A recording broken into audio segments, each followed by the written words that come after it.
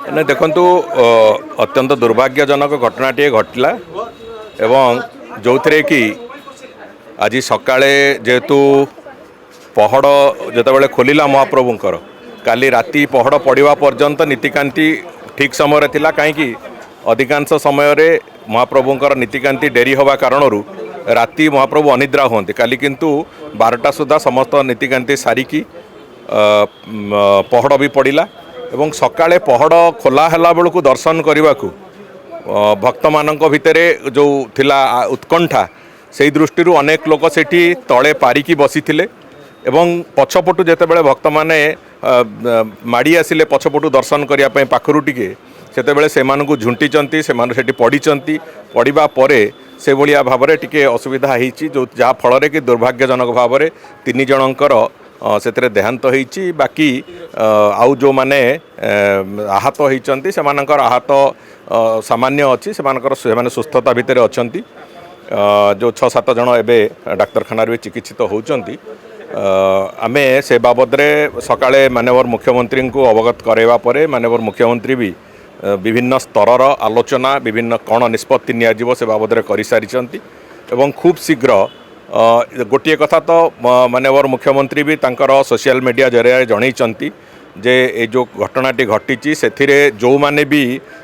दोषी बोली जना पड़िबो किंबा प्राइमा फेसी जहाँ आसीबो से जो माने अवहेला करिसंती बोली जना पड़िबो तांको भितर कठोर कठोर कार्यानुष्ठान नियाजिबो एकता माननीय मुख्यमंत्री जनई सारिचंती एवं खूब कम समय भितर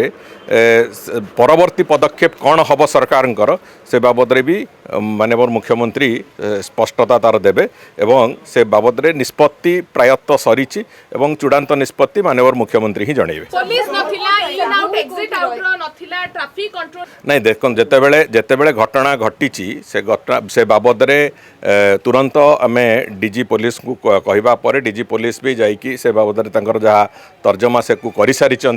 एवं से संपूर्ण घटनाक्रम को संपूर्ण घटनाक्रम को तार जो तदंत परिसर भितर को लेकिन से कथा को मुख्यमंत्री से अवगत भी कर सारी तेणुक जहाँ निष्पत्ति से बाबद हवा कथा खूब शीघ्र से निष्पत्ति उपरे स्पष्टता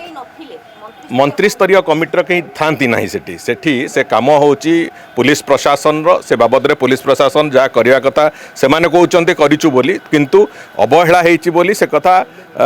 जहाँ जेहेतु घटनाटी घटिला तार अर्थ होची कौनसी ना कौनसी जगह अवहेला होईची जहाँ फल माननीय मुख्यमंत्री भी आज जगन्नाथ प्रेमी मानक मनरे जो कष्ट होइतिबो ताकू नेकी क्षमा प्रार्थना करचंती सरकार तरफ निजे माननीय मुख्यमंत्री क्षमा प्रार्थना करचंती आमे एभली घटना संपूर्ण एक एक्सीडेंटाली होईची एवं सेथिरे गोटिए कथा तो स्पष्ट एथिरे अवहेलार कारण जे भी होइतांतु तांका उपरे कठोर कठोर दंड नियाजिबो बोली निष्पत्ति निया जाउची एवं से बाबद रे कोन परवर्ती पदक्षेप हबो ताकू माननीय मुख्यमंत्री तरफ खूब शीघ्र घोषणा करा।